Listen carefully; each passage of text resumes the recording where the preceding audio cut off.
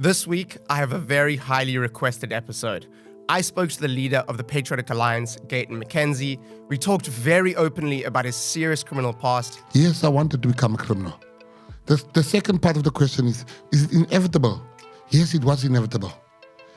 I am an alpha male. And his vision for the future of South Africa if he becomes president in 2024. They will go home. We will mass deport them. I'm saying to you, 2024, something is going to happen here. And that something is the Patriotic Alliance. This episode does go off the rails at times, but in my opinion, it's a future Wide Awake podcast classic. So, yeah, I'm sure you've been wondering, what is this on the table? I'm actually surprised you haven't really brought it up, but in case you are hungry, I did organize us some food. You just sat down and you were on your phone. You just you were ignoring the fact. And you were talking so seriously for 5 or 10 minutes. And I was like, how is this guy? Last week, the Wide Awake podcast launched on all streaming platforms for the very first time, and you guys got us to number 4 on the Spotify charts in South Africa. If you guys can head over to Spotify and Apple Podcasts and leave a rating and a review, I would really appreciate that, and stream a few older episodes after this one. Without further ado, let's get straight into this week's episode. I hope you guys enjoy. Cool. You ready? How are you doing, Mr. McKenzie? I'm very good. Yourself? Yeah, I'm doing really good. I mean, just to get straight into it, right? There's a topic that I want to discuss, and that topic is the uncomfortable truth, right? You know what the uncomfortable truth is, obviously. Sure. It's your book. Oh. So, I mean, can you just tell me about the uncomfortable truth, what it's about, and how you ended up writing that book? Well, basically, I was in a terrible accident, a car accident, and I was laying in the bed. And I decided, you know what? I want to tell my daughters about life. I nearly lost my life. And I started talking about my life. And I told them about my wildlife. And I thought if anything had to happen to me, nobody would have been there for my daughters to warn them about men and, the daddy-daughter talk.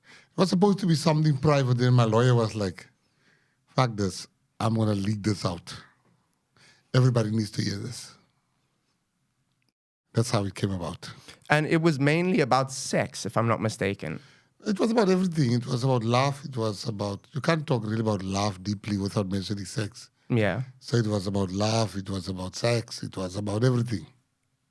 So, I mean, I'll just read you something that I just saw this in an article. It was about the book. It said, the president of the Patriotic Alliance has now made it his mission to empower women by giving them the truth. My book tells women what their mothers are too scared to tell them. It talks about everything from anal sex to threesomes. I wasn't even in politics then when I wrote the book. So it wasn't the president. It was still Wild G. You see, I always tell people that we wanted to, it's a matter for me that women, there's so many things you want to know, but you're too scared to ask. Mm. And then you get women should know, as I say in the book, there's players. And I was one of the players, and I thought, I don't live that life anymore, but let me impart some knowledge, some wisdom. Yeah, sure. Yeah. And I mean, it says you own nightclubs and you've traveled the world. So you are a good person to give advice because you've seen a lot. I've seen and I've done a lot. I mean, can you tell me some stories? Because, I mean, you say you've seen a lot, you've traveled the world, you've owned lots of businesses, nightclubs. I'm sure you've seen some crazy stuff when it comes to relationships and sex. No, I think I just have another view when it comes to relationships, is that, I've seen so many people committing suicide because of love. I've seen so many people saying that there's no me without you. I've seen so many people coming out and say, you know what, this woman stole my man. That's all bullshit. You know what I'm saying? There's no you without God. Can't be no you without an individual. There's only no you without God. And secondly, nobody steals your man.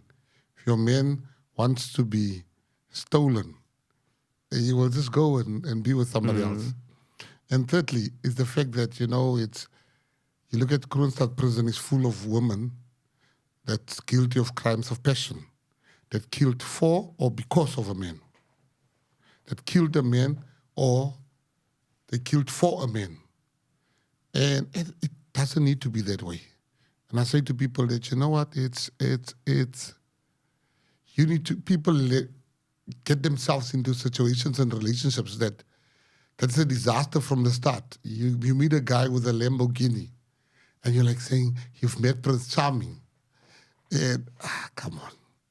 And there are people with Lamborghinis, there's true love. But what I'm trying to say to you is that you base your whole life on this person, and when this person leaves, so it was a book of love more than that. I tell people that, you know, particularly in the black community and the colored communities and the Indian communities, it's a bit taboo to talk to your parents about sex. Mm-hmm. And I had to tell my daughters in the book, this book is also dedicated to my daughters, telling my daughters that, listen, man, you got to understand one thing.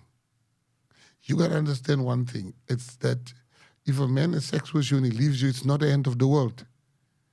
You got to understand that, you know, you got to be sure before you sleep with somebody that you're fine with it. You got to be sure that when you have somebody that you love, to be faithful to that person, for instance, but it should be, you should know who you are. So basically, that's what it's about. People accept labels of society too easily. Yeah. Well, I think people try to fit each other in a box because it makes us feel comfortable, right? Because we like stability as humans. If things aren't stable or things aren't predictable, it scares us, right? Yes. So when you grow up, your parents teach you something, like you need to get married, have a stable job, go to school, you know, and live your life, be happy. And if you aren't those things, if you're sad or you can't find someone to fall into a relationship with, right? Or you don't want to get married at all. People look at you like you're strange or there's something wrong, but humans are very complicated and you can't have one solution or one framework for complicated people. You couldn't have said it better. You don't allow people to put you in a box that you have to be married. And that for me is just the hypocrisy of people, which I wrote that book so that my daughters cannot fall into this box of hypocrisy. That so many people, as I said to you, the book was never intended to be released. The book was a father that nearly died. And I thought, I've made money. I've lived my life to the fullest. What would I regret right now? And I said, I would have regretted not giving my daughters advice. Mm-hmm. To say to them that don't let society put you in a box, as you said. Don't let a man decide who you are. Don't go and fight another woman because your husband decided on that woman. Don't blame the woman. We all have free will. Don't go out here and go and kill somebody because of a man. Yeah. And those are the things that I'm talking to them about. And I said to them, listen, sex is there to be enjoyed.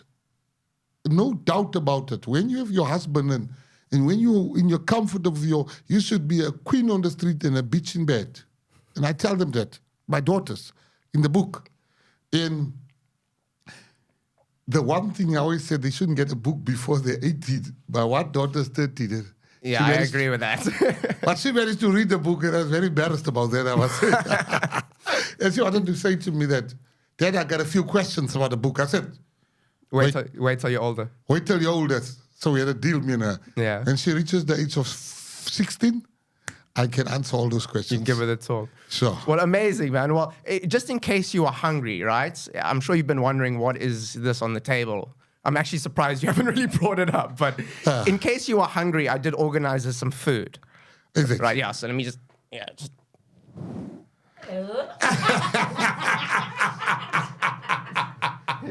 So, just in case you are. I don't know if you're hungry, but some sushi if you would like some sushi. No, where you going? You want some sushi? No, I you're don't okay, eat sushi. Okay, we'll save it for later. Thanks, Caroline. Kenny. Thanks, Caroline. Kenny would have enjoyed this. I'm going to tell you. Cheers, man. So, I mean, I know for people watching at home, that probably wouldn't have made much sense, Yeah, right? I know. My best friend, this is for people watching at home. My best friend he had a big party. He's never had a party he has never had a party. And he said, when I become rich, I'm going to have the biggest party. And he had a sushi party. And I must also a disclaimer. I left the party when the sushi started to pop. You left the party. No, that's not for me. Yeah. Because there was naked girls everywhere, hey. Not even that. It's just not my style. The sushi on them. But the controversy was there was a lot of naked women and there was sushi all over them. And he ate sushi of them. And I don't know why people criticized him, because what we found hilarious during the criticism of my friend was that the people that criticized him were the people that go to strip clubs. Yeah. And they would complain about it and all of that. Yeah, don't throw rocks at a glass house, eh? Yeah, no, definitely. Because everyone's got their secrets here. But so I mean, I want to get straight into your early life, right? I know you had quite a criminal past. You robbed banks. I mean, you did armed robberies. You did a whole bunch of things from a very early age. So I mean, you said in an interview that you already knew that you were going to be a criminal when you were 8 years old. How could you know that? And why did you want to be one, or did you just know that it was inevitable? Both. I wanted to be one, and I knew it was inevitable. Firstly, I'll tell you why I knew I wanted to be one, and then I'll tell you why it was inevitable. Firstly, my father was a storeman. My father was the most honest man I've ever met in my life. My father as well. My father, and just to show you the level of his honesty, I'll make you 2 quick examples. He would fix cash registers. And the old cash registers, people would forget money underneath the drawer of the cash register. Mm-hmm. And we would have no food in the house, and my father would find money in one of the cash registers. And he would refuse for us to use that money. And my little brain would tell me, but nobody saw this money. We can use it. And he said, no, my son. Second thing is, my mom gave me, I think, $20 then. And I went to go buy ice cream. And the ice cream man on the street gave me 40-something rand change. The ice cream was 5 rand. My father made me go look for that man. I prayed for us not to find that man. After 4 hours, I started praying for us to find that man. So that was my father. So my father, there was no food in our house. My father was just a storeman. My neighbor was a bank robber. My neighbor had all the food, all the girls, all the cars, all the clothes, all the life. Now, for an impressionable mind, I knew I never wanted to be my father. I wanted to be my neighbor at the age of 8. Then the question I'm answering is the question that, did I want to become a criminal? Yes, I wanted to become a criminal. The second part of the question is it inevitable? Yes, it was inevitable. I am an alpha male. I am not the smartest, but surely not the dumbest. And I could never say boss and missus. I could never be subjected to my father to report to the most stupidest white person you can meet he can't even spell his own name correctly. I saw my father's boss one day writing railway incorrectly while I'm standing there as a 7-year-old and I knew how to spell spoorweg, which is railway. And he couldn't spell it, he was my father's boss. So I was not my father. So it's inevitable for us. Many people call us gangsters today, criminals, but they've not grown up like we've grown up. They were not told by the state that you can't become this. They were not told by the state you get a substandard education. They were not told by the state that you can only live here and you can only apply for this job and you can only go to this university, you can only go to this school. You are not... that's why I've got the world of respect for any colored or black man that has not turned out a criminal, because they're much stronger than us. But the majority of our people, it was, the land was laid in such a way that it was very easy to become a criminal. Yeah, and I mean, I'm sure you saw your father working so hard, being the honest man that he was, and he got nowhere in life, right? And then you saw the guy next door who took the easy way out, and he's living the best life. 100%. And we see that reflected today, right? You see people like construction workers building some rich person's house, spending the whole day there, their families at home, they're there till 8 o'clock at night doing manual labor. And then you get people like me sitting here having a conversation, right? And it's like, it's completely different worlds. And one of them has potential to do a lot better than the other, right? And the other one is going to stay in that same position. Now, let me ask you a question, because we're having a conversation. How old are you now? I'm 27. How many of your friends has been killed through gunshot?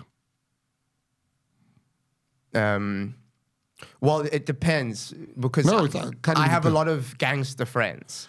No, but I'm saying your circle. None of them have been killed. None of them? None of them, yeah. None of them have been killed. Yeah. Now you see, when I was at the age of 12, I could count how many of my friends has been killed. At the age of 12, I could dismantle a gun and put it together.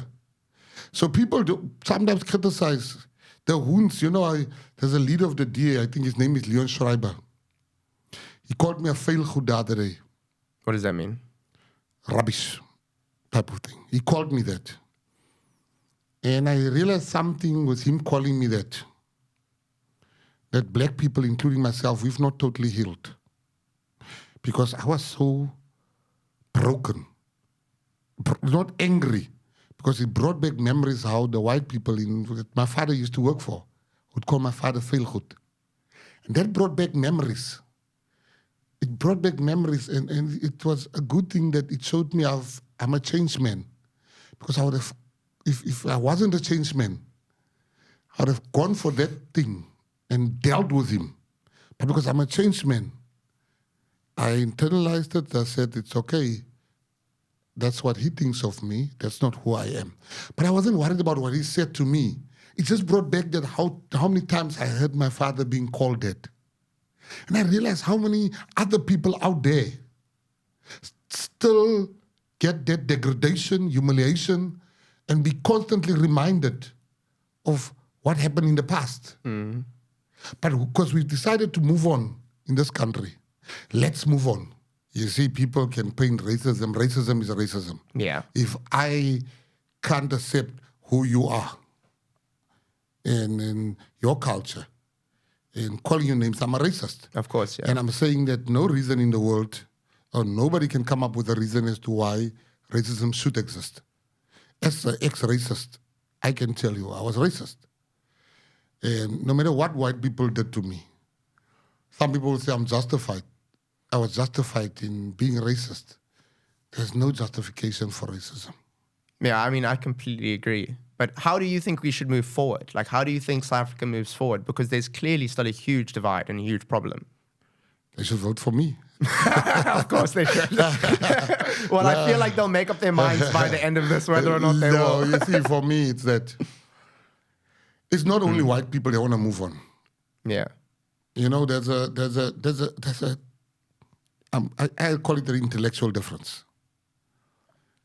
where white people are constantly reminded by some failing leaders about apartheid.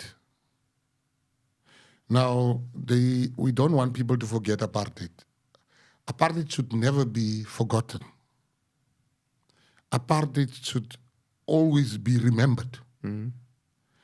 But we should not blame our failures, all our failures on apartheid. If we steal the money of the government, if we don't look after our people, we can't say it's because of apartheid. There's a distinct difference between remembering apartheid and bad service delivery. Yeah. But the people responsible for bad service delivery still blame white people. Remembering is not blaming. As a lot of whites make that mistake. I can't forget my uncles that died in the struggle. You should not be offended as a white person if I remember my uncles that your forefathers killed. My family's actually originally from Germany, so but I know what you mean. Yeah. Or I can move it around. Yeah. In your example, the Jewish people your family's from Germany. Yeah. And there was a Holocaust against Jewish people. Yeah. Which I think was worse than apartheid because the 6 million Jews passed on. But Jewish youngsters should not, if they remember their parents and their great-grandparents, they should not, you should not be offended as a German or ex-German for Jewish people that still want to remember their people. No, of course not, yeah. But my problem I'm having is where some of our leaders wants to blame everything on apartheid. I am saying we need to move on in this country. And how do we move on? We move on by saying, guys, apartheid happened. We can't change it. We can honor those that died. We can forgive those that killed them. That's the first step. True forgiveness. But what happens after that? We build together. We leave these labels of white, black, Indian, and colored. We become one nation. Japanese, people in Japan are Japanese. People in America are Americans. People in Italy are Italians. In South Africa, you must be a South African, period. That's where you start. And I'm not saying redress shouldn't happen. Redress should happen. But there are ways to redress. You know, I've been looking at one issue. Let's take the most controversial one. BEE. BEE. BEE. Everybody has been complaining about BEE, except the guys that get the deals. What will I do? BEE is not giving the desired result. BEE is very backward. This is what I will be doing if I'm the leader of this country. I will cancel BEE, where I must now get a stake in your podcast business, a stake in your father's business simply because you white and I'm black. That's nonsense. What I will be doing, though, for redress, I will take every company in South Africa should give 1%, every white company in South Africa should give 1% of their turnover, not their profit, their turnover, 1%, because we don't want... People fudging the numbers. Yeah, we don't want gymnastics, accounting gymnastics. That 1% must go into a bank, an empowerment bank. That bank will have $1 trillion in less than 2 years. That $1 trillion must be administered by the very same business people. And we should give loans to up-and-coming emerging black businesses. Loans with easy collateral, with zero collateral. Your skin should be your collateral. Now, if you want to open a car wash, you can't start in the 10th floor. You can't build a multi-billion rand business in 5 years. So you got to start small. And you get points, and you get points, and certain points should tell you you are eligible to borrow so much from the bank. So you got to start, because I'm an entrepreneur, and I know this thing of overnight success, it doesn't exist. It's called lotto. Yeah. But now you come and say, I want to own a bank, but let me start with a car wash. I take a loan. I repay the loan. I start the next business. I get points. I get points. I get a grading. When you grade 10, you can now borrow billion rands, for instance. I get it. And that's the only way for us to move forward. So I want to get back to this, right? But I just want to get back quickly. We'll talk about this just now again. But I want to go back to the bank robberies, right? Just because I want to go in order here. So you robbed a bank before you were 16 years old, right? Is that correct? Yes. Can you tell me how that ended up happening and in detail about the robbery? Sure. I was working as a car wash boy, send-around boy for the gangs. My neighbors, they were a big gang. And I'll be the one parking the cars. I will be the one washing the cars, hiding the guns. I will just be like a blue-eyed boy, and came with a lot of power. Power that you might understand, but a lot of white kids would not understand. The power that comes with having the protection of the biggest gang in your community, because we live in dangerous areas. So I could work. I can walk at night, and they'll know, like, hey, don't fuck with him. He's this one's boy. What area was it? Hated Haydedal. Yes. Where's that in Joburg? In Free State. In Free State, okay. Yeah, you had gangs like the Spaldings, the Stylistics, the fast guns, the Philadelphia kids, the Bosbeere, the YBRs. Like, before I know my ABCs, I would knew which area does the YBR stay, the fast guns. Before I would know I'm not allowed to go there. And one day, these guys were on their way to go rob a bank. And when they came, the guy that was supposed to drive didn't pitch up. And it was my biggest prayer answered. Because they needed somebody who can drive, and they knew I could drive. I didn't have a license. I could drive. And I was waiting outside the bank, and they went in. They robbed the bank. They came out. And I was driving. And I think next time I was now a fully fledged member. Yeah. I heard you say, I read something you said. You said that's when you became a gangster. Yes, a real gangster. I was in my mind, I was a gangster then. I remember, I think the third robbery we went to, we were then chased by the cops. And I outdrove those guys, those cops. I mean, like, I was hitting the corners, and I got away, and I became like this hero that, wow, this guy, you don't rob a bank without G. And then I then got tired of getting the least amount of money because I'm the youngest. Yeah. I then started my own gang. And I said, let's go and rob banks. And that we're very successful at. We rob anything, not only banks. How many banks did you rob, though? Not only banks, I've done a lot of robberies. And how much money do you think you made from that? You know, the sad part of it? Is it all goes? It's all, you don't make a lot of money. For me now, I donated 100,000 to somebody yesterday. I donated 100,000 to a girl that was with me at school. And that's sick. So I gave 100 grand for treatment and stuff. And I got so emotional. Because my friends died for this type of money I'm giving away. We would drop like 40,000, 20,000 sometimes. But that was a lot of money, not only then for us, where we coming from. We would cut like 4 grand. We'll go and rob a bank called Sambo, and you get 60,000, there's like 5 of you. And you're like, yeah, this is a big score. Like you've made it, yeah. And now you look back, and I'm like, how God has transformed my life. And I look back, and I'm like, did my friends really have to die for this type of money? If only they were patient. If only they were patient enough in life. If only I was patient enough. And it is a very sad thing for me that so many of my friends died in the course of being criminals.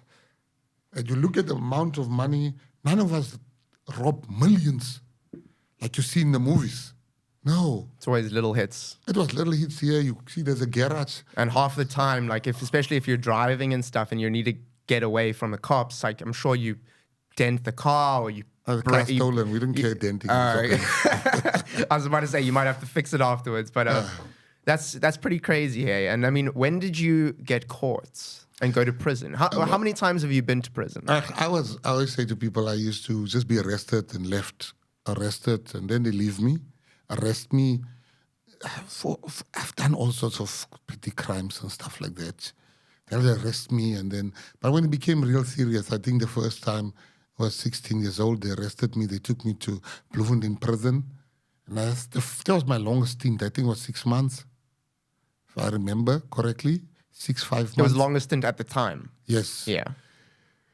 I came out, and then I was arrested again, get out on bail. But when it got me just after I turned 20, that's when I was sentenced to 17 years in prison for 2 counts of armed robbery. Well, it seems like you got away quite lightly there for only 2 counts. Yes, I did. I was actually shocked because I think, got off. I think it was probably what I told the judge. Because I remember he asked me, what do I want to say in mitigation of sentence? I just looked at him and I said, you know what, you want to give, why must I tell you for you to give me clemency? Or he said to me, because we're going to give you some mercy. I said, mercy? I told the judge, Judge C.B. Zille. I said to him, mercy? Mercy? You want to give me mercy at this age? Why did you give me mercy when I was 13 years old? Do you know how we colored boys grew up? Do you know what we go through? But you are sitting here to come and be a judge over me As a colored boy, while you guys don't know, you were telling me that it's impossible for me to know when I passed matric. He asked me during the trial, which year and which date did I pass my matric? I said, I can't remember. And I said, you said I'm lying. Because matric was important to you. That's why you could remember it. I didn't give a damn about matric. And let me tell you something today. You sentenced me to where you want to sentence me because you never showed me mercy. Look at you guys here. My lawyer is white. The prosecutor is white. The stenographer is white. The judge is white. The policeman is white. I'm in a white man's world. Just sentence me to whatever you want to. My one friend even told the judge, go fuck yourself. Because that's how nobody showed us mercy. Mercy was a foreign concept to us. And it's I've been arrested a few times as well. I'm an addict and I had trouble, and anyway, I've kind of fixed that now. But when I got arrested and I had to go to court, I looked at the judge and I thought like maybe I could get away with this, or maybe they'll be lenient on me. But I feel like what you just said, right, is you grew up in an environment where you knew they weren't going to be lenient on you. Yes. You knew that they were just going to give you whatever sentence they were going to give you because you were just another person to them. Did you get prison sentence? No, I didn't, thankfully. No. I was... If I can tell you boys that was arrested in Menenberg and Kraaifontein, same age as you, they go to jail. Of course, yeah. It's white privilege. Yeah. Well, also what I did was it was a first-time offense, and it wasn't very serious, but I know what you mean. They probably still would have thrown one of those kids in anyway. There's many first-time offenders. I'm just trying to show you that people are uncomfortable to say these things. Yeah. I'm saying it here. That, when a white guy kills a person in this country, the first thing they do, they send him to Falkenberg to go and see his head. They make sure they're okay. They want to make sure, because for them it's a foreign concept for a white guy to kill somebody. Yeah. While when we kill somebody, they're like, you go to jail. It's expected in a way. It's expected. Yeah. Now, the racism that the court show just in that matter, where you can see any white guy, you just kill people, they go like, you need to go to Falkenberg. But if Gayton kills somebody, tippies. It's like expected. It's like what happened with Oscar Pistorius, right? It's like he shot her, but they were like, they were trying to find so many different ways, but he must have been insane, or he must have not known it was her. Yes. It's like, no, he's a white guy and he killed someone. That's all. We walk past a murder scene and they're like, no, come here, you killed that person because you black, you must have killed that person. So basically those are things we go through. And you were sentenced for 17 years. Which prison were you Grootfontein maximum security prison. In Bloemfontein? Yes, it's a maximum security prison, and they just refuse to. Because you see, there's a maximum, there's a medium. Yeah. And they would keep you. They kept me in maximum.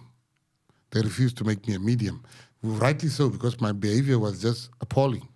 And from what I could tell, it seemed like you were very well known already. Yes.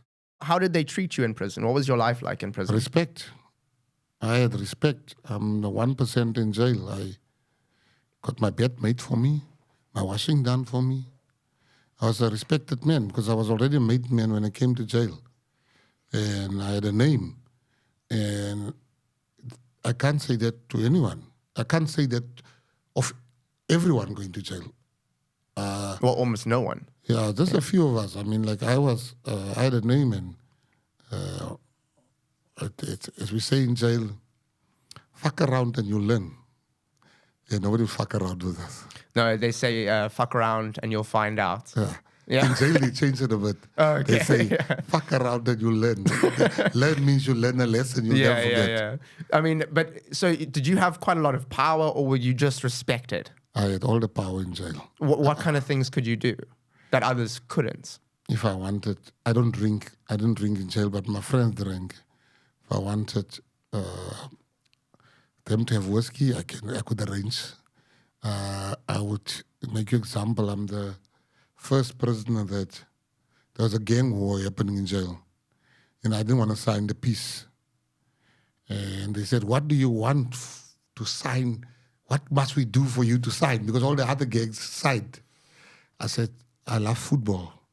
I want my team to go play outside." And the prison authorities agreed to that, and my team went to go play in Heidedal, Klaas Solomon Sports Stadium. And it's not things I'm proud of, but I was a menace to society. I was a menace to, they've got this thing where they put prisoners. You can't be alone. You can either be alone in a single cell, but there can't be two of you. There must be three of you. Because if you kill somebody, it's only the two of you. There's no witnesses. Yeah. But they put you three of you. And I was in solitary confinement so many times, and guys were just refusing to be with me. They're like, "Die man is mal." Prisoners, murderers were refusing to be locked up with me. Why did you get into a lot of fights? Yes, I remember my cousin. Well, I mean, you're quite a small guy. I can't imagine you would hurt anyone. Very small, What are you like, 60, 70 kilos? 43. No, they even got my cousin Isto from another prison. Because somebody said to them, the guy that he respects is Isto. And they brought him from another prison. To try and calm you down. And he did. And he did manage to really calm me down. I was just angry. I was young, I was colored, and I didn't give a damn. And a big guy as well, yeah. Very big guy. I mean, like, my first day in jail, I got into the biggest fight in prison. Can you tell us about it? Yes. I came in, and there's this guy that said they wanted to teach me a lesson. Because my case was in the newspapers. And in prison, they would talk, "Hey, Gayton has been found guilty, he's coming." And somebody said, "I'm going to show that Gayton." And I came in jail, and there's this guy's name is Veve. Yeah. And I just walked in, I gave a guy some money. I said, "Who's the most powerful guy there?" And he said, "He's Veve." I was sitting on a turn. I called another guy. I remember I had a 150 rand. I gave the first one 50 rand. I said, "Who's the most powerful guy?" He said, "Veve." I called another guy. I said, "Who's the most powerful guy again?" He said, "Wewe." That's when I was sure it's Wewe. And I got the last 50 rand. I gave another guy. I said, "What do they do here when you hit the prisoner?" He says, "They take you to solitary confinement." I realized these ones are going to want to kill me tonight to prove a point. And I gave him 50 bucks. I said, "Go tell that wardens I'm not scared of them." And I walked over to Wewe and I fucked him up. I tell you, I cut him open with my fist. I kicked the living daylights out of him. And the wardens beat me up and I went, my first day, I straight went to solitary confinement for 3 months. And I just think that for me, people ask me, why do I believe in God? I said, it's impossible for me not to believe in God. Where I was to where I am now, it cannot be. It's so hard to explain to people that who I was. Man, I was a dangerous guy. And people say that for people to fear them. I don't want you to fear me. I won't, don't worry. Yeah. No, you will. If we were in jail, you would have. Yeah, in jail, maybe, yeah. But what I'm saying is that people say these things to look big. I've got everything I want or that money can buy for me. So it's not about wanting to be feared, but who I was to where I am today, it's only my mother that truly understood that something must have happened and God happened for me to be who I am today. It's only God. It can be nobody else. I look at the picture at my sister's house the other day. I was showing my guys. There's 16 people in the picture. How many of them are alive? I'm the only one. I was in the middle of that picture. I was so emotional. I look at this picture and I looked for somebody other than me being alive in that picture. And everybody was dead. And it is the hardest thing to explain to people how God has changed my life. So that's why I don't get offended when people bring up my past. Yeah. Because I don't live there anymore. Yeah. I'm saying to people, I was saying to the Sunday Times, when they interviewed me once, I said to them, I'm never going to look for a job. I've got businesses that's very successful. I'm quite all right. I have exposed a lot of corruption. That's what I want to talk about next. In jail. I have given millions to charity. I'm giving jobs to ex-prisoners. Now, if you don't want to accept, give me a second chance. That has done all those things.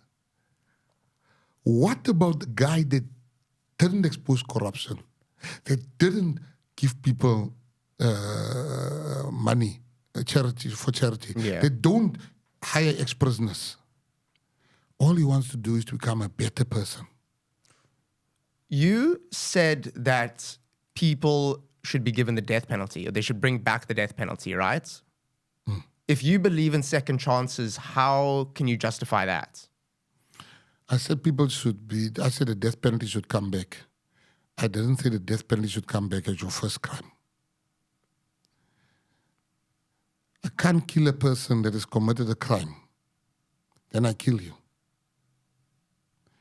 I'm talking the reason why, and that's what you must understand now when I give you a real answer here.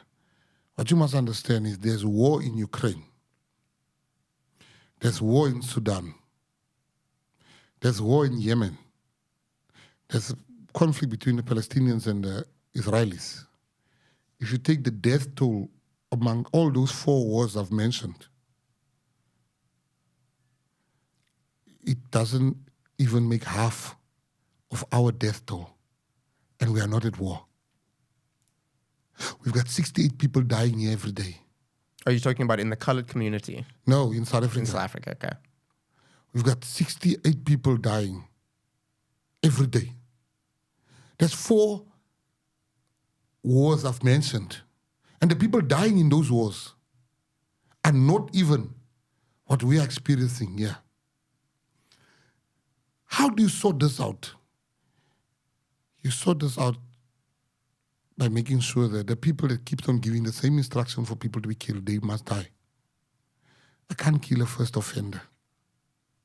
I believe in rehabilitation. I believe in giving people more chances. But if you kill 10 people, what more chance do you need? You must die. I just don't see how the death penalty solves any of those problems. Let me show you. Let me ask you a question.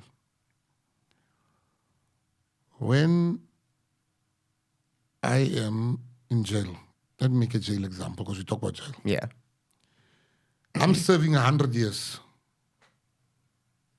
in jail. You come in. I kill you. It happens. I get another 50 years. He comes in. I kill him. I get another 50 years. I already know I'm not going out with my 100. He comes in. I kill 10 people in jail. Yeah.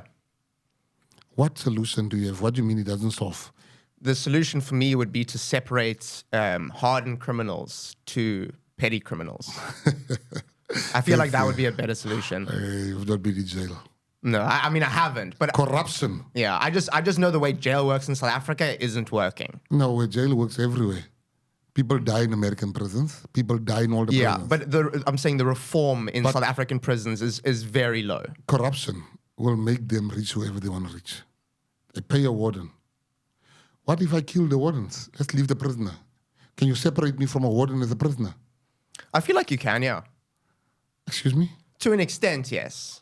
To an extent. I know what you're saying, but I still don't believe that the death penalty will solve any of that. No, I'm trying to show you that you can't separate the warden from a prisoner. No. It's virtually impossible. Unless you're going to make the prisoner starve to death, it's just not. Yeah, you need to isolate them more, yeah. It's worse than the prisoner is going to wish to die. He's going to kill himself. I mean, here's the issue. In this country, you have people that keeps on killing people because the worst thing happened to them is jail. And they can go to jail and come out of jail again. Surely, you look at Botswana, the lowest crime rate. Why? They have the death penalty. Botswana has the lowest crime rate in Africa. You think it's a coincidence? What would you do then if someone is wrongfully convicted? No. Of a crime and they get the death penalty, which happens a lot in South Africa, is wrongful convictions. Yeah, but there's no death penalty here. South African, No, but if they brought it back, I'm saying. yes, I'm saying to you that when we say we bring the death penalty back, it's not just the death penalty is back. It goes hand in hand with a lot of stuff. A lot of stuff being we fix our justice system. It definitely needs to be We fixed, make sure that not only rich people can access legal aid. So there's a lot of things that goes with that. Yeah. But the end in mind is when we have fixed all of that, do you think there's a difference between sending a person to life for jail that's been wrongfully convicted and after years after he's died? I always find this argument fascinating. I know of guys that has not committed a crime.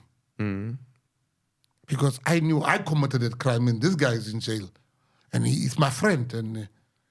And long after he died, he has served 25 years. What's the difference? He was still wrongfully convicted and he spent his life in jail. Yeah. What I'm saying to you is that no matter what, people like yourself, you have that stance that it doesn't solve until your dad gets killed or your child gets killed or your mom gets brutally killed in the house. Then you would want those people to be hanged. But while you're isolated from death, while you're isolated from the hurt that we see and people dying, you might think it doesn't solve. But we that live, not a single day that I've been on this earth, nobody has not been killed on the Cape Flats. So I'm speaking to you now, somebody's dying. Now when you live amongst death like we do, and you know it's an instruction for this person to be killed, and you know the people that always gives the instructions, you see the very same people driving flashy cars and they can't be touched. I'm going to kill them. I'm going to hang them. Well, I mean, getting back to prison and the corruption, right? You mentioned that you exposed a lot of corruption in prison. Can you tell me about the Grootfontein prison scandal that happened? So you led an operation that exposed corruption in prison. The warders were doing corrupt acts. I mean, can you tell me how that came about? Were you a prisoner at the time, right? Were you approached to do this sting operation? It was your idea. Can you tell us how you came up with that idea and the execution of that idea and what obviously happened after that? Well, basically is that in jail there's a big rule, don't interfere with the work of another gang. And there was a young boy that came into jail and he was raped by 18 men. He was a white boy. Yeah. And I didn't help him. And he cried, he screamed, he begged. Nobody helped him. I was there.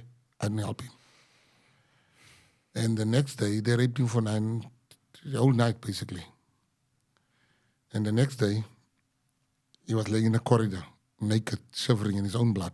And everybody jumped over him. And just as I was about to jump over him, I looked at him, and there's just something that connected with my soul. I was a racist then, I hated white people, but I couldn't leave that white boy there. I didn't understand that. I do understand now what happened to me. And I looked at him and I said, you should go to the cops. And he said, I can't go. I said, why? He says, because they killed me, these criminals. I picked him up at great risk to my own life and I took him to the wardens. And they were standing in a half moon and I told them, this child has just been violated. And they said what? They said to all the other prisoners in jail, there's no proof. I said, look at the blood on my T-shirt. This is all the proof that you need. They didn't want to help him. And I said to him, I give you my absolute word. I'm going to help you. I'm going to protect you. And I'm going to get you all the proof in the world. I then called my sister and somebody else, another white guy. And both of them responded and we got cameras, smuggled it into prison. And we made a video of all the children that's being sold for 10 rands in jail to be having that they can have sex with. We made a video in jail. So the warders were selling young men to the older inmates, yes, for 10 rands. to use them as like a prostitute. Yes. We made a video of how prisoners will starve and go hungry while the wardens are selling the food together with the prisoners. We show how firearms get smuggled into jail. And for me, that's where my life totally transformed. And 20 other acts we filmed. And the video became bigger than what we ever imagined it to be. It was shown all over the world. It became a movie, didn't it? Or? It's about to become a movie. And we were then, I remember the prison authorities said, they think this is Hollywood. We'll show them. Boy, did they show us. Yeah. We went through the worst time ever. And I remember when I thought these people will I had to eat brown bread only to make sure, because the only way I couldn't be poisoned. They will put us in a cell together, and we as men will hold each other for body warmth, because you were about to die. In the midwinter, Free State weather, with no window, wet blankets. And I remember one warden, I asked him, "Sir, can I make one call?" God bless him, because he made me make that call. I called the guy called Matata Tsedu, was the editor of the Sunday Times, and I told him, it was Saturday afternoon, I told him what happens to us, what's happening to us. And he said, "I'll see what I can do. It's a bit late, you're already in print." And he managed to put a small insert on the front page of the Sunday Times of what's happening to us. And I only learned later that Nelson Mandela intervened and we were released. I only learned that later, that Nelson Mandela was livid and he intervened. It's incredible, eh? And we were released from jail. And I remember they wanted first me to go out, and I refused. I said, "I'm not going out without my friends." And we came out. And I came out with the 12 rands out of jail. And I had to start all over again. And I did. And you started a different path, right? When you got out. Yeah, I was tired of crime. I was sick of crime. And I became an entrepreneur. I first worked for Chap Security. I earned 1,000 rands a month. I then worked for Nike, where I worked with Oscar Pistorius. I then worked for Central and Gold. I then started, prior to Central and Gold, between Nike and Chap, started a fish business, which became a multi-million-dollar business, selling fish. Then started mines, nightclubs, a lot of businesses. I became super wealthy, and then I always knew in my soul there's something I wanted to do. And then I gave heed to the voice that always told me that I have to help colored people. I started a political party. And that voice later told me that you gotta help all people of South Africa. And as you have now, we're the fastest growing political party in South Africa. I mean, I want to talk a little bit about your political party, but I want to first talk about some of your business partners, right? So you met Kenny Kunene in prison. Yes. That's correct, eh? That's correct. So, I mean, can you tell me exactly how you met him? Kenny saved my life. When I was in jail, after exposing the rapes in jail. Kenny's the sushi king, by the way. That's why we had the sushi on the table. So when I was in jail, there was this fights. There was a lot of fighting, yeah. But they were angry that I exposed that, and they wanted to kill me. But I didn't care about that. So one day, I love reading. So I'm like, fuck this. I'm going to go to the library. And I went to the library to go and read, to go and get books. On my way back, the 28s were waiting for me to kill me. And Kenny came past. He was a T-boy in jail. And he had a half-eaten cake, a knife, and cups there. Some tea. And he came and he said to me, "There's people waiting for you around the corner." And I remember I took the knife, and you can see, like, here in my hand, they stabbed me multiple times as I was guarding with this hand, and I stabbed them with this hand. I managed to stab them, those guys. How many of them were there? I think I didn't count, but I think there were like 8 of them. I stabbed them, but they also stabbed me. And Did any of them die or? No, unluckily, nobody died.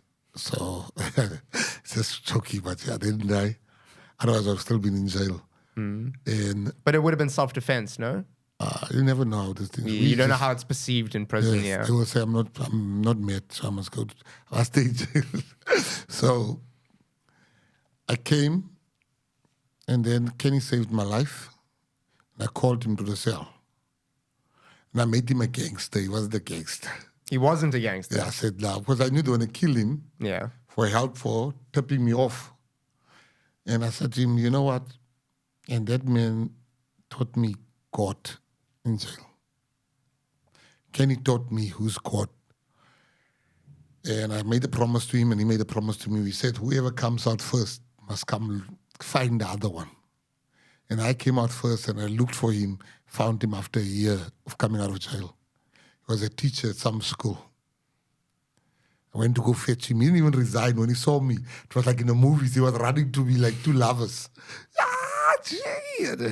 And he jumped in the car. And I remember as we were driving, he found a roadblock because I was driving a compressor Mercedes. And he said to me, gee, I hope you didn't steal this car. I said, no, I didn't steal this car. And since then, started businesses together. We came rich together. Yeah. I helped him. He helped me. So he originally went to prison. So he served 6 years in jail for fraud in 1997 after being convicted of running a Ponzi scheme, right? Yes. And then another person, when I was researching you, that came up. And so I do a lot of work with gang members and gangsters in general, right? I've had many gangsters on this podcast, and that's why this stuck out. It was another person you were associated with was Rashied Staggie. Yes. Right? So can you tell me a little bit about him and what he's known for? Well, Rashied Staggie and them were, you know, Rashied Staggie is one of the gangsters that has been wronged. And I'll tell you why I'm saying that. There's another gangster, a guy called Geweld. Now, before I tell about Rashied, let me tell about Geweld. Geweld has committed more murders than anybody. But Geweld is a victim of the state. Let me explain why I'm saying that. Geweld has been sent to jail from the age of 9 years. 9 years. 9 years. It's a child, man. Was that like a full, like, adult prison? It wasn't like a juvenile detention center? No, but at 9, you're not a juvenile. Yeah. You're a child. You cannot be imprisoned at the age of 9. Yeah. At 9, you're still a child that still believe in the tooth fairy. Maybe not a tooth fairy, but yeah. Yeah, but Santa Claus. But people like Geweld and them were already programmed to become animals. And I know that if he has good defense, he should not be in jail. Because he has a 9-year-old child. What do you expect when you put a 9-year-old child amongst hardened murderers? What you get, him becoming a person killed the most people, was planted by the state. I was with him in jail. That's how I know his story. Yeah. That's number one. Number two, Rashied Staggie. So shall I give a quick description of Rashied Staggie before? You tell it. No, you can't describe Rashied to me. I must You tell describe me, Rashied yeah. Yeah. Rashied Staggie, in your description, Yeah. do you have it that he was evicted from District 6? No. Exactly. No. He was evicted for you to be told tomorrow you wake up here and you be told this home is no longer yours. No, I mean, I could never imagine. Him and a his place brother, where your family has grown up for generations. and they were put in a place there in Menenberg. They're far away from their family home. And with no job, nothing. And crime was an easy option. And this is not trying to defend crime. No. But there must be context. Trust And me. the context. Listen, sometimes I get flack because I'm constantly defending criminals, Yes. right? Especially people in places like the Cape Flats, right? So Rashied didn't just stand up So if Rashied is guilty, if Rashied is in the box, Rashied shouldn't be the only one there. The people that took his parents' house should be there. The people, the government that gave them that should be there with them. People don't know the life of colored boys, how we grew up, what we had to face. It's so easy to judge us because we've gone through the worst things. I know my friends that were killed because he walked in the wrong street. It was someone else's section or something, eh? They were not gangsters. I buried more than 10 children in the Western Cape, or 20 children that were shot in the schoolyard through the head. What wrong did that child do? But when you read the articles, another gangster has been killed. It's not a gangster, it's a child. Nathaniel Julius. That's why I got involved in that matter. Because I said, it stops here. When Nathaniel Julius was told a gangster was killed, and I told the Premier of Gauteng, I said, you will not call him a gangster because he had Down syndrome. There's no gangster with Down syndrome. And the truth came out later. What I'm saying to you is that Rashied and them has done what they did. Gayton McKenzie and them has done what they did. Geweld and them has done what they did. But I can tell you one thing. It's not a full story. I'm sure it's not. So yeah, Rashied Staggie is... I was there. I helped him come out of jail. I was there the day that he came out of jail. I gave him bodyguards to look after him when he came out of jail. I tried to bring him into politics, to change his life, and I didn't succeed. I mean, I'll read a description now that you've kind of laid down a bit of context, right? And you can tell me whether this accurately describes his life or somewhat of his story, right? Obviously, it's very short, but... So Rashied Staggie was a South African gangster and leader of the Hard Livings gang. He was shot and killed in Salt River on 13th December 2019 in Cape Town. His twin brother, Rashied Staggie, the initial leader of the Hard Livings gang, was killed after being shot and burned alive in Salt River in 1996 by members of a vigilante group called Pagad. I think it was called People Against Gangsterism and Drugs. The Staggie brothers were killed in the same street, London Street. That's quite a crazy coincidence, hey? Or not? They lived there. They lived there, okay. And in 2003, Rashied Staggie was sentenced to jail after he was convicted for ordering the gang rape of a 17-year-old girl who had turned state witness against him. Staggie was sentenced to 15 years for kidnapping and rape. And in 2004, he was convicted of burglary and robbing a police station's armory and sentenced to 13 years in prison. And then... It says Rashied Staggie's criminal career. By the time the twins were teenagers, they were active drug dealers and were able to make some money. As they got older, they became more aggressive and influential in Cape Town's underworld. By the 1990s, the twins were notorious gang leaders, and their gang, the Hard Livings gang, had members all around the Cape Peninsula. The Hard Livings gang participated in a range of crimes, such as armed robbery, dealing of guns and drugs, and the Hard Livings gang had clashes with rival gangs, the Americans and the Mongrels, under the rule of Rashied Staggie. The Hard Livings took part in violent gang wars that led to bloodbath in the streets of Cape Town. That's half the story. It's not. I'm sure it's not even a tenth of the story. They tell the full story. That's what we have. It's like there's even lies being written there. Yeah. There's so many things that's just not true. What I'm saying to you is that was Rashied Staggie a gangster? Yes.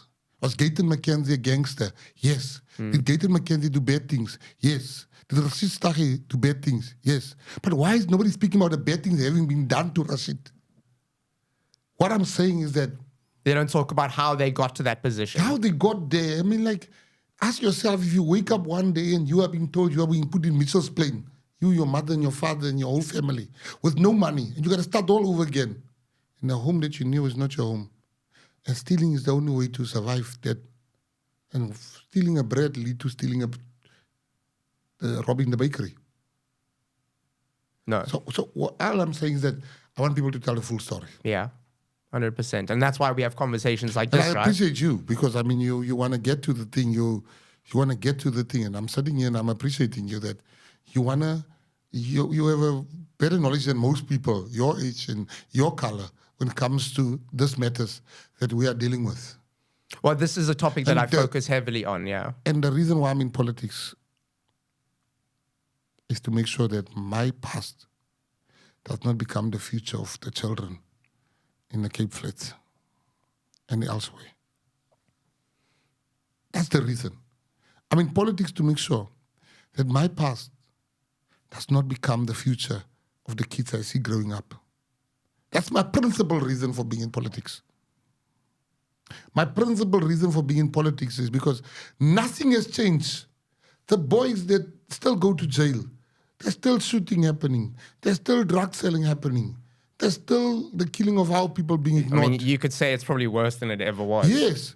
Now, I have a duty to come and stop that. And believe me, I'm going to stop it. So that was part of the reason you wanted to work with Rashied Staggie.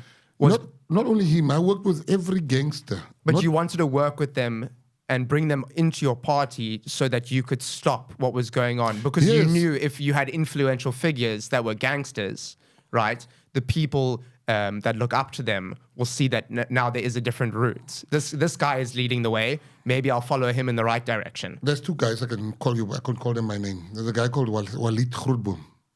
He was in jail. I brought him in my camp. Today, he is the MMC of, I think, housing in Neisna municipality. There's another one who was in jail for drug dealing. Kevin van der Ros. Kevin was in jail. Today, Kevin is the auditor. Kevin is the MMC of housing in the Free State. Or he was the MMC of housing in the Free State. That's what I wanted to do with Rashied. That's what I wanted to do with Ernie Lastig. That's what I wanted to do with each and every gangster I approached to join the PA then. But some saw the vision, others didn't. Yeah. The Kevin saw the vision, the Walids saw the vision, the Rashied didn't see the vision. I mean, so I want to talk a little bit about your political party more now, right? So I read this article by the Sunday Times. It seems like you have a bit of a turbulent relationship with them. It's all media. But I want you to tell me how you feel about this statement that they didn't make it, but it was quoted in the Sunday Times. So the Patriotic Alliance is made up of some of South Africa's most notorious characters. Have you read this before?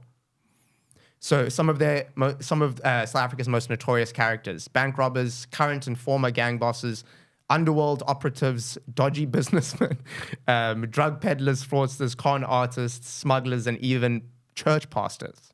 And then it said underneath, it says, it all has the trappings of a genuine political party. But a police officer told the Sunday Times that the group was nothing more than an attempt to legitimize and organize crime in Western Cape. These guys are keen on getting the political stamp of acceptability while muscling in on some real power and state money, the officer said. So how do you feel about that statement? Nothing. There's a saying in English that says, consider the source. I can count the people with dubious past in the PA. I can count them. I can count the people that come from jail in the Patriotic Alliance. I can count them. So you're saying there's not that many? If I can count them, there's not that many. Yeah. We have 400,000 members, signed up members. Now, if I say to you, I can count them. Now, tell me, in the Democratic Alliance, you have all the guys from Kufut. You have all the guys from Vlak Plus. You have people, but they don't talk about them. They don't talk about the people that literally were part of the CCB, that were literally part of death squads. They work for the Democratic Alliance. They have positions in the Democratic Alliance. And there's nothing wrong with that, because I think we should move on. But you see, the media is not our friend.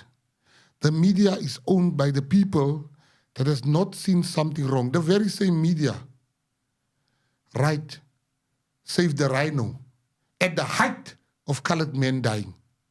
More colored men died than rhinos. But what is the saying? Save the rhino and not the braino. That must tell you who we're dealing with here. In spite of that, the PA is growing. All these stones, we build temples with it. We are growing. We are growing. I get worried if these ones that oppressed my people will write favorably about me. Then it shows you I'm selling out.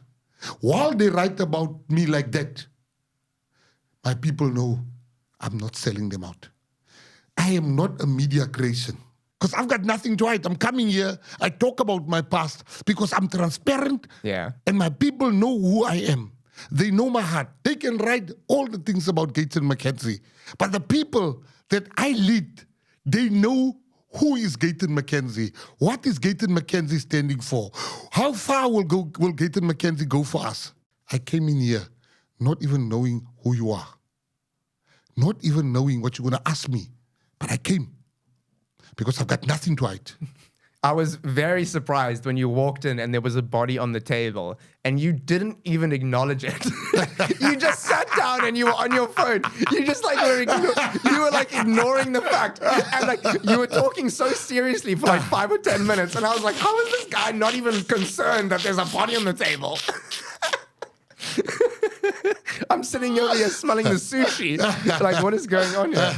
But yeah, I mean, you're a very interesting guy. So, I mean, your business relationship, from what I've heard with Kenny Kunene, has come to an end in some ways, right? I heard that you had businesses together, that you sold back your portion of the business to him. Yes, no. We once had a big fallout, not as friends, business fallout. About porn? Yeah, they wanted to invest in porn, and I was talking to school children then. I'm like, guys, I'm doing motivational speaking. Imagine coming back and then telling children. And Kenny's over here trying to look like Hugh Hefner. Yeah, and it's like, definitely, it's like, listen, I said, let me sell my stake in the media company. Then you guys can go on with the porn. I sold my stake. He paid me for my stake in the media company. But we still have businesses together. We've got mining interests together. Okay, so it wasn't all businesses. We've got transport interests together. So yeah, Kenny's my brother. I mean, like, I love that man. So just coming towards the end, right? So you want to become president in 2024? Yes. Do you think that's achievable? Of course. By 2024? It's highly achievable. And I'll tell you why. Politics have changed. When people are like, how are you going to become president? How did I become mayor in the Central Karoo? I became mayor because the balance of forces favored us. Now, if the DA of the Moonshot Pact has 45%. You guys are part of the Moonshot Pact, No, eh? I'm not. You're not? Yeah. I thought you guys were. No, we're not. If they have 45% and the ANC leftist parties has 45%, and I'm sitting with the 10%, I have two choices. I can make somebody the king, or I can choose myself to be the king. Now, people don't understand that. And if you don't understand what I've just explained, then these issues are beyond you. You shouldn't argue about issues that you don't understand. Yeah. Once you are the kingmaker, you decide a lot of things. And if I become president, I have 5 things I'm going to bring in. Only 5. Tell me about them. Number 1, I'm going to bring God back into schools. I'm going to bring God back into our daily lives in South Africa. Secondly, I'm going to bring back national service, where you are going to, instead of you just getting welfare, you are going to go do national service. You're going to the army. You're going to do youth service. You're going to do national service. That's number 2. Number 3, I'm going to mass deport all illegal foreigners in this country. This is something I wanted to talk about, yeah. I'm going to mass deport all illegal foreigners in South Africa. I'm also going to make sure that our minerals don't leave this country as unrefined. I'm going to regulate the flow of minerals out of this country. I'm going to make sure that there's benefit for the people with our minerals. Number 5, I'm going to make sure that I explained it at the beginning about race. We must be known as South Africans. There's a lot of changes I'm going to make in this country. I mean, like, for instance, instead of paying girls to get pregnant, I'm going to pay the girls that's not falling pregnant. We pay girls 300 to 500 rands to get a baby in South Africa. We spend 2 billion rands on condoms. And if the kids don't use the condoms, we incentivize them by giving them 500 rands a month. But instead of taking it and turning it around and say, every girl and boy that doesn't fall pregnant, you get a 500 rands. Then you still save money because there's no hospital cost. The majority of these children cost a lot on the state, not only the 500 rands. They're heavy on the state's bill. Going back to the illegal foreigners, right? So what benefit do you think, how would South Africa benefit if there wasn't illegal foreigners? Number one, you have medical aid, I have medical aid. So it's very hard for us to understand that. I was in a government hospital the other day and I saw it because I know that's one of the things that you mentioned, right, is the hospitals are overrun. Yes. And the doctor, I saw that the other day. I was at New Somerset Hospital. Yes. For Caroline was actually there. Yes. And I just couldn't believe the emergency unit, how bad it was. But I didn't see foreigners. Mostly I saw gangsters in there. Okay. As the patients. No, you get foreign gangsters. Yeah, So you probably yeah, saw yeah. foreign gangsters because they're in every hospital. Raima Musa. Literally, I'm telling you fact that's been videoed. That South African women are laying on the floor, giving birth, while illegal foreigners are on the bed. I saw this on a video that was taken by our MMC of Economic Development. No, it was the MMC of Health, sorry. You have one of the guys that worked for me had to go for a colonoscopy. They told him the line is 3 months, waiting period. I had to send him to a private hospital. Mm-hmm. You go to any restaurant in Cape Town today, it's very hard to find a South African working there that's black. Why do you think that is, though? Because surely, because there's more South Africans than there is foreigners, right? In South Africa. So if you say you can't find any or almost any, does that mean that we're just not willing to work? No. Because it We should are not be willing 50-50. to be exploited. It shouldn't even be 50-50. Or it should be 75-50 or 25. It should be 95. It should be 100% because being a waiter is not a special skill. But that's why I'm The laws of the land says you have to have a special skill. Being a waiter is not a special skill. So it should be 100%. But let me tell you why you don't find us there. Because we are not willing to be exploited. We are not willing to... The reason is subtle racism. The owners of industry can exploit these illegal foreigners. Because they know they have no choice. They are not unionized. They have no UIF. They know they're not unionized. They can chase them away whenever they feel like it. They are underestimating. People have died for our people to find jobs, to find opportunities, and to get equal pay, to get a living wage. And that is being undermined by these illegal foreigners. Do you know how many foreigners there are in South Africa? 15 million. Don't listen to this 3 million, 4 million. I have no idea. 15 I've never million, looked it up. And it's 15 million. I'm still guessing 1.5. 1.5. I'm still guessing. Yeah. Because it's hard to say how many there are. Because they came here on the back of a crocodile. But if they left, do you not think that our system would collapse? Our system has already collapsed for our people. The people I represent. They have no jobs and they are 38 years old and he's never had a job in his life. That's a collapse of a system, wouldn't you agree? So when they say there's 60 million people in South Africa, right? Is that including 15 million foreigners? Or Yes. It is including. And Treasury doesn't make provision for them. You see, you talk about collapse. The system has already collapsed for our people. And how would you get them to leave? Well, at the moment, I don't have the power to make them leave. If you were in power, how would you get foreigners to leave? What I will be doing is very simple. I will do 3 things. You see all those people that we are sending as the army for national service, conscription, I will make them the force responsible to arrest illegal foreigners. That's number 1. Number 2, I will build a wall. Arrest them or send them home? Arrest them to send them home. You must arrest them to send them home. Okay. You can't just say go home. Yeah. They will not go. You have to arrest them. And I'm just saying you're not sending them to prison, though. No, there's no time. They already we must go feed them. He goes straight from there to the border in the truck and straight to the border. He'll go straight to the border. There's no, I'm going to sleep over, get my lawyer. And how would you stop them from getting back? That's why I say I'm building a wall. That's my second point I'm Has to making. be a tall wall because we can jump No, there. let me tell you. Yeah. So, beware your soul. If you come over that border, I will have a shoot to kill instruction.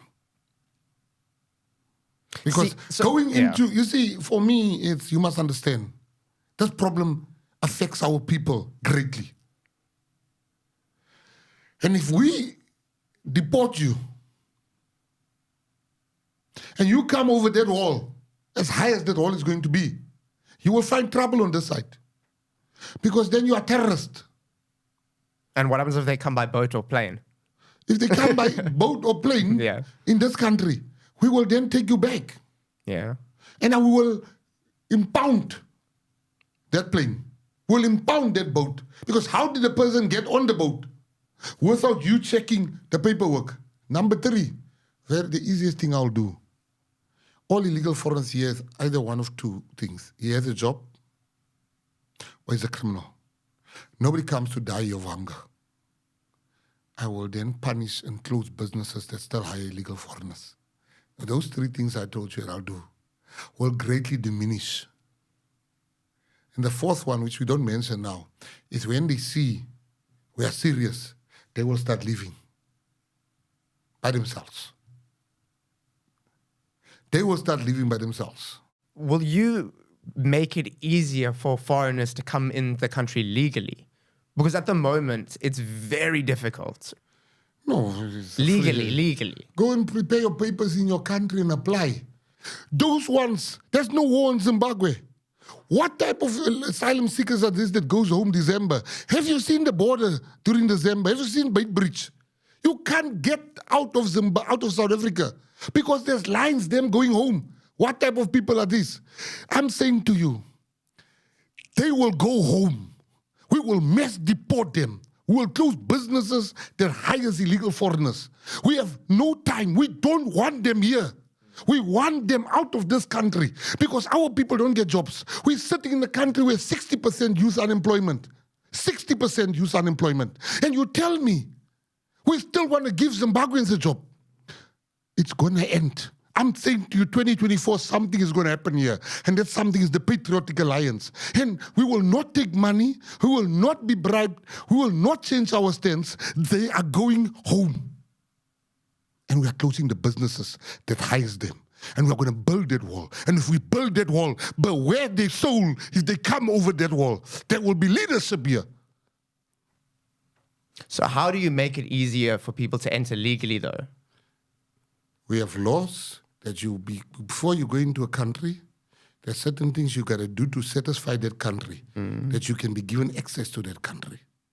We are not about to change getting access in this country. We are about to make it more difficult because the laxness of those laws of us that make some of them get in here.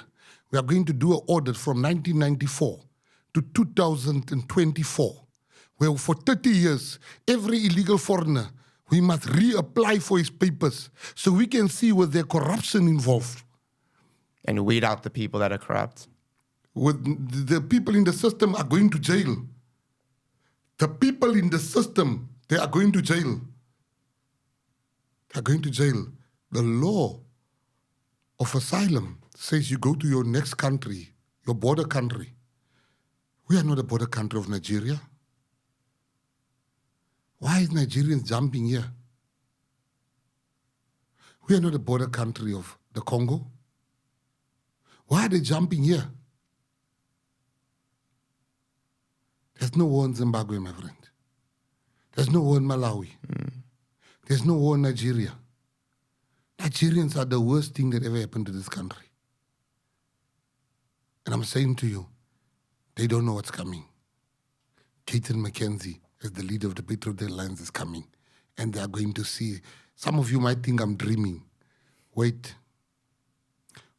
and see what happens 2024. Just to end off, I want to ask you one final question. Salute. And this is the biggest question, right? And the most important one. Baizani. Who would win in a fight between you, Julius Malema, Cyril Ramaphosa, Jacob Zuma, John Steenhuisen, or Helen Zille? I will fuck them all up at one time. I believe you. I believe you. Anyway, Gayton, thank you so much for coming down and spending your time here and sharing, all of the things that you've been through. You've led one of the most wild lives, and I've spoke to some wild people, hey. Like, that is what the show's about, is speaking to wild people. And this has been one of the most wild interviews I've ever done. Thank you so much for coming down. Thank you very much. Thanks for having me, and I really enjoyed myself here. It's a pleasure. Salute. And thank you all for watching. I hope you enjoyed this episode of the Wide Awake podcast, and I'll see you all very soon. Cheers. Salute. Salute. Cheers. Cheers. You got passionate there. I really enjoyed that. No. You're going to go far.